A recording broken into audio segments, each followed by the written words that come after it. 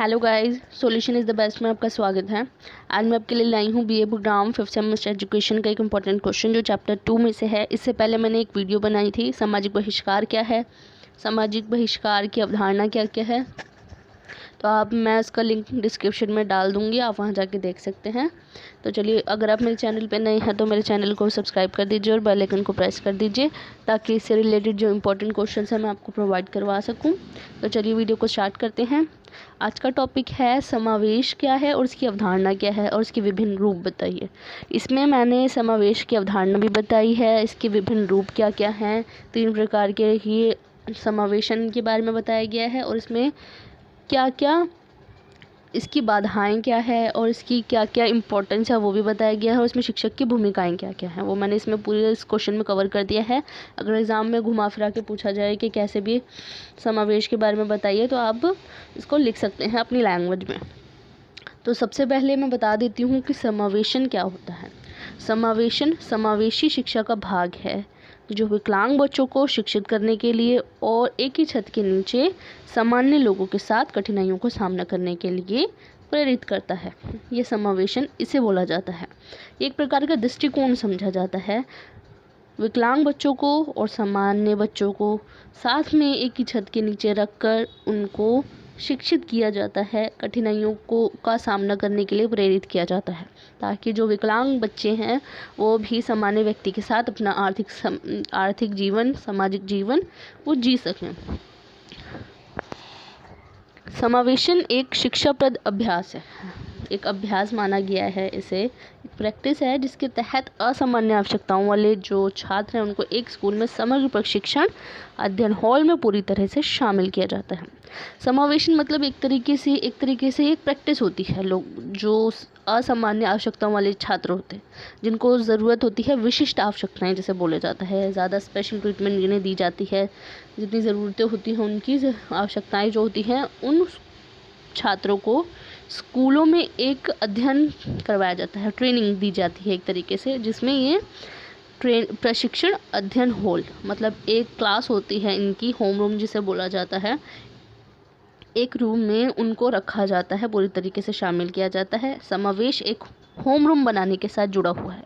Home room में जो विकलांग बच्चे होते हैं उनको और सामान्य बच्चे होते हैं उनको, उन सबको एक साथ रखा जाता है वहाँ पे। एक तरीके से प्रैक्टिस देखी गई है कि विकलांग लोगों में भी सामाजिक तौर पर किस प्रकार से जो उनके अंदर विकास हो रहा है उनको दर्शाया जाता है, जिसमें प्रत्येक छात्र जो है उनको अपनी अधिकतम क्षमता तक पहुंचने के लिए आमंत्रित, सम्मानित और सशक्त बनाया जाता है। जिसमें जो हर एक छात्र है, चाहे वो विकलांग हो चाहे आम बच्चा हो, उनको अपनी जो क्षमता है वहाँ तक पहुँचने के लिए उनको आमंत्रित किया जाता है। वहाँ पे उनको बहुत ज़्यादा रिस्पेक्ट दी जाती है, सशक्त बनाया जाता है। सशक्त का मतलब होता है मजबूत बनाया जाता है ताकि वो अपनी जो आवश्यकताएँ हैं, मतलब वो जो सामान्य बच्चे हैं उनकी तरह ही विकलांग बच्चे अपने आप को समझें।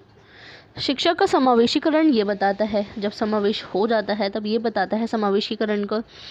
शिक्षा का समावेशीकरण ये बताता है कि जो विशेष शैक्षणिक आवश्यकताएं हैं, जो स्पेशल ट्रेनिंग दी जाती है जिन बच्चों को, उन बच्चों की पूर्ति के लिए एक सामान्य छात्र और एक दिव्यांग को समान शिक्षा प्राप्ति के अवसर मिलने चाहिए। मतलब जो ये शिक्षा का समावेशीकरण है, उनका कहना ये है जो विशिष्ट आवश्यकताओं वाले बच्चे हैं उनको भी सामान्य छात्रों की तरह ही सम्मान दिया जाए, उनको ही समान शिक्षा प्रदान की जाए। समावेशी शिक्षा या एकीकरण के सिद्धांत की ऐतिहासिक जड़ें कनाडा और अमेरिका से जुड़ी हुई हैं। ये बताया गया था कि वहाँ पे ही सबसे ज़्यादा ये चीज़ देखी गई है। इसका वर्ड का यूज़ सबसे ज़्यादा अमेरिका और कनाडा में देखा गया है। इसकी जो ऐतिहासिक जड़ें हैं, उनका जो हिस्ट्री है, हिस्टोरिकल चीज़ जो है वो अमेरिका और कनाडा से जुड़ी हुई है।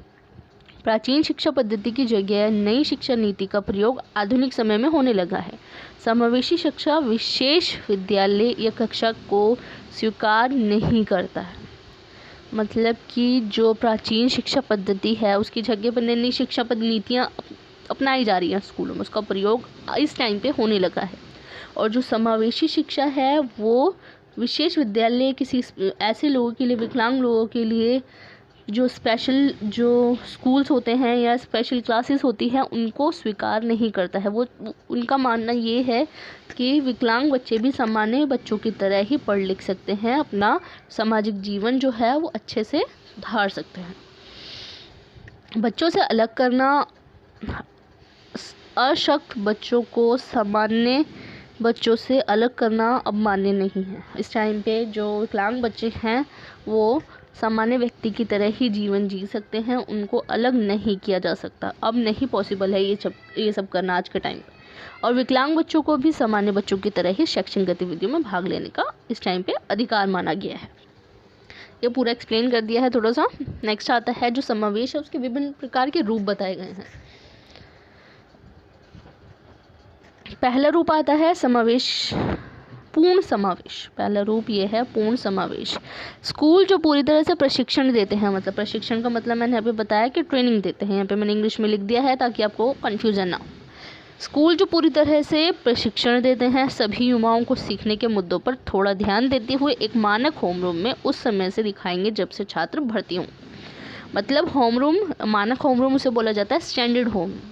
उनको ऐसी ऐसी फैसिलिटीज़ वहाँ पे दी जाती है जहाँ पे बच्चे इन्वॉल्व हों और अपने जो असाइनमेंट्स हैं उनको कंप्लीट करें, और जो उनको शिक्षा प्रदान की जाती है वो भी सामान्य व्यक्ति की तरह, सामान्य बच्चे की तरह अपना जीवन व्यतीत कर सकें। अब आता है, यदि बच्चा विशिष्ट आवश्यकताओं को पूरा करता है और मान्यताओं के अनुसार काम करता है तो पूर्ण विचार एक लंबी दौड़ का विकल्प हो सकता है। मतलब कि अगर उन लोगों को जब कार्यक्रमों में इन्वॉल्व किया जाता है, वहाँ पे जो नई नई चीज़ें दी जाती हैं, नए नए विकल्प दिए जाते हैं उन लोगों को कार्य करने के लिए, तो उन विशिष्ट आवश्यकताएं जो हैं उनको पूरा कर लेता है और उनकी मान्यताओं के अनुसार वो काम करता है, तो एक तरीके से जो पूर्ण विचार है वो लंबी दौड़ का विकल्प माना जाता है। एक तरीके से एक चॉइस बन जाती है इनके लिए कि इनको आगे इनमें ट्रेनिंग दी जाए आगे।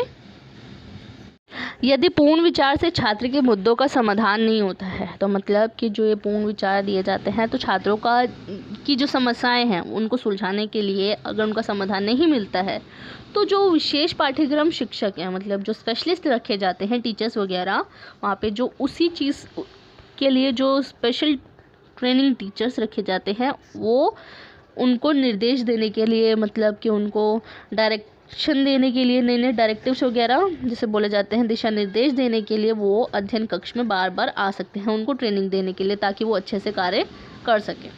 नेक्स्ट पॉइंट आता है आंशिक समावेश। पहले मैं बताया था पूर्ण समावेश, अब बताया है आंशिक समावेश। अधूरा विचार मॉडल असाधारण आवश्यकताओं को समझ है उसको अपने साथियों के साथ सामाजिक शैक्षणिक रूप से बातचीत करने की अनुमति देता है, परंतु यह आवश्यक नहीं है कि छात्र सभी उदाहरणों के लिए मानक होमरूम में रहे। मतलब कि आंशिक समावेश में यह बताया गया है कि असाधारण आवश्यकताओं की समझ के लिए ज़रूरी नहीं है कि वो अपने सामाजिक और शैक्षणिक रूप से साथियों के साथ ही कार्य करें, मगर इसमें मतलब ये ज़रूरी नहीं है इस चीज़ के लिए, लेकिन वो ये भी कर सकता है अपनी जो सामान्य तौर पर देखा गया है मानक अध्ययन हॉल के सीखने की गतिशीलता को परेशान करने से बचने के लिए छात्र एक अलग कक्षा में एक कस्टम पाठ्यक्रम शिक्षक या भाषा प्रशिक्षण से मिल सकता है। मतलब कि इनके लिए ज़रूरी नहीं है कि एक होम रूम में ही रहकर जो सामान्य व्यक्ति है उनके साथ कार्य करे, उनके साथ शिक्षा ग्रहण करें, सामाजिक रूप से या शैक्षणिक रूप से वो उनसे बातचीत करे, ये ज़रूरी नहीं है। छात्र अपने एग्जाम्पल्स के लिए मानक होमरूम में रहे, ये ज़रूरी नहीं है। सामान्य तौर पर ये भी कहा जा सकता है कि मानक अध्ययन हॉल, मानक का मतलब होता है जो स्टैंडर्ड अध्ययन हॉल होता है। स्टैंडर्ड अध्ययन हॉल मतलब जिसे होमरूम भी कहा गया है, वहाँ पे जो सीखने की गतिशीलता है, वहाँ पे जो बच्चे सीख रहे हैं होते हैं उनको परेशान किए बिना वो एक अलग कक्षा में जाकर अपनी जो प्रशिक्षण है, जो स्पेशलिस्ट होते हैं, वहाँ के जो टीचर्स होते हैं उनसे बातचीत कर सकता है, या भाषा प्रशिक्षण से मिल सकता है, जो लैंग्वेज ट्रेनर होते हैं वो उनसे मिल सकता है, ताकि वो अपनी जो परेशानी है स्पेशली अलग कमरे में जाके वो पूछ सकता है। विशिष्ट पाठ्यक्रम प्रशिक्षण सामान्य शिक्षकों के साथ रहेगा ताकि यह सुनिश्चित किया जा सके कि छात्र पाठ्यक्रम को समझ सकें या पूरा कर सकें। मतलब कि विशिष्ट पाठ्यक्रम प्रशिक्षण जो होते हैं, जो स्पेशलिस्ट रखे जाते हैं, वहाँ पे जितने भी टीचर्स होते हैं वो वहाँ के जितने भी टीचर्स हैं, स्पेशल ट्रेनिंग टीचर्स अलग होते हैं और जो टीचर्स वहाँ पे पढ़ा रहे होते हैं वो टीचर्स अलग होते हैं। प्रशिक्षण जो स्पेशलिस्ट होते हैं वहाँ पे स्पेशलिस्ट ट्रेनिंग टीचर्स जो होते हैं वहाँ पे वो शिक्षकों के साथ वहाँ रह सकते हैं, ताकि जिन बच्चों को परेशानियाँ आती हैं, कोई भी छात्रों को सीखने में परेशानी आती है, वो उनको समझा सके, उनका जो अध्ययन है वो उसको कंप्लीट करवा सके। नेक्स्ट आता है मुख्य धारा। South west educational development laboratory के अनुसार, ये एक एक लेबोरेटरी मानी गई है, इसे रिसर्च के अनुसार ये बताया गया है, मुख्य धारा पर जितने भी काम करने वाले स्कूल हैं वो सबसे पहले विशिष्ट आवश्यकताओं वाले स्कूल जो का चयन करेंगे, जो पूरी तरह से कस्टम पाठ्यक्रम में समझ में आते हों। कि ये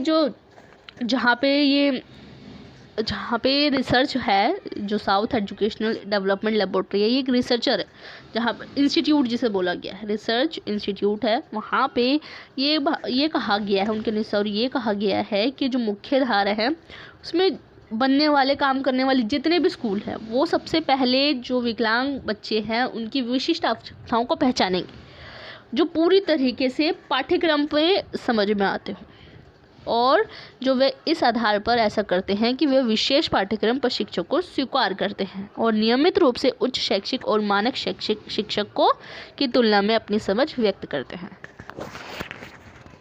कि ये कहा गया है कि सबसे पहले वो विशेष आवश्यकताओं वाले बच्चों का चयन करेंगे ताकि उनको समझ में आ सके कि उनकी क्या परेशानी है, और इस आधार पर ये ऐसा इसलिए करते हैं क्योंकि वो विशेष पाठ्यक्रम प्रशिक्षक जो स्पेशलिस्ट रखे गए हैं, वहाँ पे जितने भी ट्रेनिंग होते हैं, प्रशिक्षक होते हैं, ट्रेनर्स जो होते हैं, वो उनको स्वीकार करते हैं ताकि वो अपनी जो परेशानी है, जो छोटे से जो विकलांग बच्चे होते हैं वो अपनी परेशानियाँ जाहिर कर पाते हैं। ऐसे स्पेशलिस्ट लोगों को जो बच्चों को कंट्रोल कर सके इस चीज़ के लिए कि ताकि जो विकलांग बच्चे हैं वो प्रशिक्षकों को अपनी बातें बता सके, अपनी परेशानियां बता सके, और नियमित रूप से जो हाई एजुकेशन है और जो मानक शिक्षक हैं, जो स्टैंडर्ड टीचर्स हैं, उनकी तुलना में वो जो अपनी समझ व्यक्त कर सके, उन टीचर्स को हायर किया जाता है। मुख्यधारा के मॉडल के तहत ये कहा गया है कि अच्छा प्रदर्शन करने वाले जितने भी लोग हैं वो मानक कक्षाओं में शामिल होना शुरू कर सकते हैं। इसका ये है कि सबसे पहले विशिष्ट आवश्यकताओं वाले बच्चों का चूज़ किया गया, उसके बाद जो स्पेशलिस्ट हैं, जो स्पेशल ट्रेनर टीचर्स जो होते हैं उनका चयन किया गया।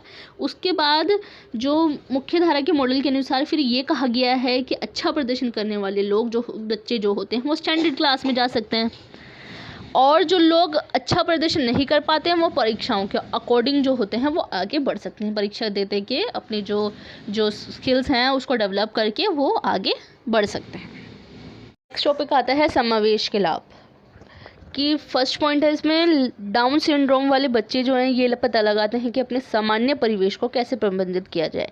इससे उन आम बच्चों को भी लाभ होगा क्योंकि वह सीख पाएंगे कि कोई भी परेशानी को कैसे संभाला जाए। क्योंकि डाउन सिंड्रोम वाले बच्चे हैं, डाउन सिंड्रोम वाले ये एक विकलांगता का एक पॉइंट होता है, विकलांगता जिन्हें कहा जाता है। विकलांग बच्चों को यह पता लगाने में भी सहायता मिलती है कि जो नॉर्मली एनवायरनमेंट होता है उसको कैसे मैनेज किया जाए। इससे ये जो नॉर्मल बच्चे हैं, जो आम बच्चे हैं, उनको भी लाभ होगा क्योंकि वे ये सीख पाएंगे कि जो विकलांग बच्चे होते हैं वो किस प्रकार से अपनी जो परिवेश है उसकी परेशानियों को कैसे संभालते हैं, सामाजिक परिवेश है उसको कैसे संभालते हैं। नेक्स्ट पॉइंट आता है परंपरागत छात्र। ये पता लगाते हैं कि विकलांग लोगों को कैसे पढ़ाया जाए। कि जो नॉर्मल बच्चे होते हैं, परंपरागत छात्र जो होते हैं, वो ये पता लगाते हैं कि जो विकलांग बच्चे हैं उनको कैसे पढ़ाया जाए, कैसे उनको लर्न कराया जाए, कोई भी चीज़ सीखने में उनकी कैसे मदद की जाए। वह विकलांग बच्चों को सीखने में मदद करते हैं, इससे उनमें विकलांग बच्चों के साथ कैसा व्यवहार किया जाए ऐसी समझ उत्पन्न होती है। उनको पता लग जाता है धीरे धीरे कि उनको एक्सपीरियंस मिलने लगता है कि विकलांग बच्चों के साथ कैसे ट्रीट किया जाए, कैसे उनको समझा जाए, ऐसी समझ उनमें उत्पन्न होती है। नेक्स्ट पॉइंट आता है विशेष आवश्यकता वाले जो बच्चे हैं उनको सामान्य बच्चों के मुकाबले नए विकल्प दिए जाते हैं। उनके मुकाबले में नई नई चीज़ें, नए नए विकल्प दिए जाते हैं ताकि वह नए तौर तरीकों को सीख सके और जो सामाजिक प्रथाएं हैं उनको भी जान सके। इसमें पंक्तियों के साथ उन्हें चीज़ों को सुलझाने का अवसर मिलता है। जो पंक्तियाँ दी जाती हैं विकलांग बच्चों को और सामान्य बच्चों को दोनों को ही कुछ पंक्तियाँ दी जाती हैं, उनके साथ वो चीज़ें जो हैं उनको सुलझाने में उनका अवसर दिया जाता है।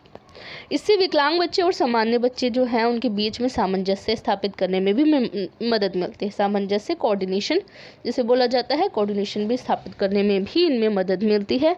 इससे जो डाउन सिंड्रोम वाले जो व्यक्ति हैं उनको वह लाभ मिल पाता है जो सामान्य व्यक्ति को मिलता है। मतलब कि जो डाउन सिंड्रोम वाले जो विशेष आवश्यकताओं वाले जो बच्चे होते हैं, लेकिन वो भी सामान्य व्यक्ति की तरह वो लाभ उठा सकते हैं जो लाभ सामान्य व्यक्ति है को मिलते हैं, वही लाभ वो डाउन सिंड्रोम वाले बच्चे या विकलांग बच्चे जो हैं उनको भी ये लाभ प्राप्त हो सकता है। नेक्स्ट पॉइंट आता है समावेश में बाधाएं। बाधाएं क्या क्या थी समावेशन में? अगर स्कूल प्रणाली में डाउन सिंड्रोम वाले के बारे में बहुत अधिक समझ और ज्ञान नहीं है तो शिक्षक डर सकते हैं और परिवर्तन का विरोध कर सकते हैं। मतलब कि जो स्कूल प्रणाली है, वहाँ का स्ट्रक्चर है, वहाँ की जो प्रणाली है, उसमें जो डाउन सिंड्रोम वाले बच्चे हैं, डाउन सिंड्रोम के बारे में अगर वहाँ के लोगों को, वहाँ के शिक्षकों को नहीं पता होगा, उसके बारे में नहीं समझ होगी या उसके बारे में कोई नॉलेज नहीं होगी तो शिक्षक इस बात से डर सकते हैं। और जो वहाँ पे डाउन सिंड्रोम वाले बच्चों के लिए जितनी भी आवश्यकताएं हैं, वहाँ पे जो चेंजेस करने हैं उनके अगेंस्ट वो हो सकते हैं। नेक्स्ट पॉइंट आता है यदि प्रशासक डाउन सिंड्रोम वाले बच्चे हैं उनकी क्षमताओं को नहीं समझते हैं तो समावेशी शिक्षा के लिए कक्षा के लिए संरचना और प्रक्रिया को स्थापित करना मुश्किल हो सकता है। मतलब कि प्रशासक जो है, जैसे मैंने पॉल सेंस में भी बताया था लोक प्रशासन के बारे में, प्रशासन होता है जनता की सेवा करना। तो वो जो प्रशासक है, सेवा करने वाले जो लोग होते हैं वहाँ पे, वो डाउन सिंड्रोम वाले बच्चों की क्षमताओं को नहीं समझ सकते हैं। तो जो समावेशी कक्षा है उसके लिए जो संरचना है, स्ट्रक्चर जो है, और प्रक्रिया मतलब प्रोसीजर को स्थापित करने में बहुत ज़्यादा इनको कठिनाई आ सकती है, क्योंकि उन्हें समझ ही नहीं होगी इस चीज़ के लिए कि डाउन सिंड्रोम वाले बच्चों को कैसे संभाला जाए, उनकी क्षमताओं के अनुसार, उनकी आवश्यकताओं के अनुसार उनको कैसे व्यवस्थित किया जाए। नेक्स्ट पॉइंट आता है पूरा स्कूल विकलांगों के लिए नहीं बनाया जा सकता तथा सिर्फ विकलांगों के लिए सुविधाएं हर स्कूल में नहीं प्रदान की जा सकती। मतलब कि कोई भी स्कूल जो है वो सिर्फ विकलांगों के लिए ही नहीं बनाया जा सकता, वो आम लोग भी उस पर रह सकते हैं। और ये भी हो सकता है कि जो सिर्फ विकलांग बच्चे जो हैं उनके लिए सुविधाएं हर स्कूल में भी प्रदान नहीं कराई जा सकती, उनके लिए इतनी फैसिलिटी अवेलेबल नहीं हो सकती। नेक्स्ट पॉइंट आता है सामान्य बच्चे के लिए जिस प्रकार से गतिविधियां बदली जा सकती हैं। जो सामान्य बच्चे हैं वो गतिविधियां परिवर्तन के अनुसार वो अपने आप को भी ढालना शुरू कर देते हैं, लेकिन विकलांग बच्चों के लिए जो बदली हुई गतिविधियां हैं, बदली हुई जो परिस्थितियां हैं, उनके अकॉर्डिंग उनको सीखने की क्षमता में बहुत ज़्यादा कमी आ सकती है। नेक्स्ट पॉइंट आता है समावेशी शिक्षा। समावेशी शिक्षा में जो शिक्षक हैं उनकी क्या क्या भूमिका है। पहला पॉइंट है शिक्षक विशेष शिक्षा प्राप्त करने वाले जो छात्र हैं उनको असाइनमेंट दे सकते हैं जिससे उनमें सोचने व समझने की क्षमता का विकास होगा। जो शिक्षक होते हैं उनको अलग तरीके से विशेष शिक्षा मतलब स्पेशल उनको ट्रेनिंग दी जाती है, उनको एजुकेशन दी जाती है।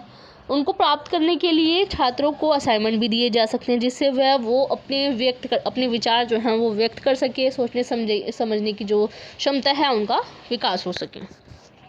नेक्स्ट पॉइंट आता है शिक्षक उन्हें सामूहिक कार्य करने के लिए भी या असाइनमेंट प्रोजेक्ट दे सकते हैं, मतलब कि सामूहिक कार्य करने के लिए भी दे सकते हैं कोई भी कार्य, ताकि वह अपने जो टेस्ट हैं उनको टेस्ट भी प्रोवाइड करवा सकते हैं, उनके द्वारा वह अपनी क्षमता को समझा सकें कि वो क्या क्या कर सकते हैं आगे वो, ताकि शिक्षक उस चीज़ को समझ सकें।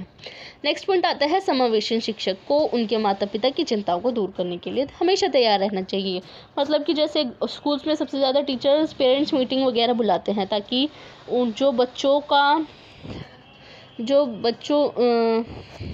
बच्चों की हलचल है, वहाँ पे रहने वाले पढ़ने वाले जितने भी बच्चे होते हैं उनके बारे में माता पिता को बताया जाता है कि किस तरीके से वो व्यवहार कर रहे हैं, क्या क्या सीखा है उन्होंने, उनका फ्यूचर कैसा है, वो फ्यूचर में क्या क्या कर सकते हैं। तो वो सब चीज़ें हमेशा वो तैयार रहना चाहिए शिक्षकों को, ताकि जो माता पिता की चिंताएं हैं उनको दूर किया जा सके। हालांकि ये होता है कि माता पिता जो होते हैं वो दूसरों की तरह इतना इन्वॉल्व नहीं होते इन सब चीज़ों में, लेकिन फिर भी शिक्षकों को हमेशा माता पिता के साथ समावेश छात्र की प्रगति पर चर्चा करने के लिए तैयार रहना चाहिए हमेशा से, ताकि जो बच्चे हैं उनका वो कर सकें। शिक्षकों को हमेशा, जो शिक्षक होते हैं वो माता पिता को समझा सके इस चीज़ को लेकर। नेक्स्ट पॉइंट आता है, शिक्षक का कर्तव्य है कि समावेशी छात्रों की जो विभिन्नताएं हैं उनको समझ सके। मतलब कि शिक्षक का ये कर्तव्य माना गया है, जो समावेशी छात्र हैं, जो विकलांग छात्र हैं, उनको उनकी विभिन्नताएं समझ सके कि उनको क्या क्या ज़रूरत है, उनकी आवश्यकताएं समझ सके। छात्रों की ज़रूरतों के अनुसार उन्हें नए विकल्प दिए जाएं, ताकि वह आम बच्चों की तरह वो अपना विकास भी कर सकें, जो नई चीज़ें हैं वो सीख सकें, शिक्षा की ओर अग्रसर रहें। ये मैंने पूरा एक्सप्लेन कर दिया है, पूरा क्वेश्चन इसमें मैंने पूरे पॉइंट्स बता दिए हैं। अगर एग्जाम में घुमा फिरा के आए तो आप ये पूरा टॉपिक्स लिख सकते हैं कि एक बच्चे के लिए क्या क्या ज़रूरी है ज़िंदगी में और शिक्षकों की क्या भूमिका रही है। And thanks for watching my video.